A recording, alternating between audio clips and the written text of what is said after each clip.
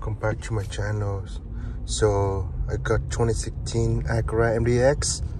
Currently has 89,000 miles on it. I just do a quick tune-ups, fuel injector clean and all that, and spark clutch shoe.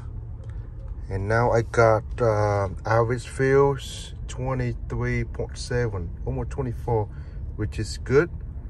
And engine sounds smoother.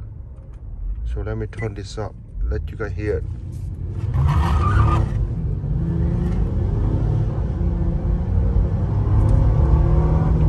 See, you can hear that sound so smooth, sound really smooth.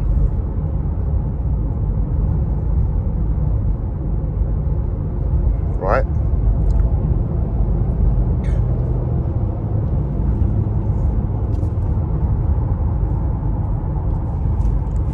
Insane, man. It's an SUV, curb weighs 5,700 pounds, 7-seater, but it's pushing really quick, 0 to 60 under 8 seconds. That's quick to me, but to you, I don't know. All right, goodbye.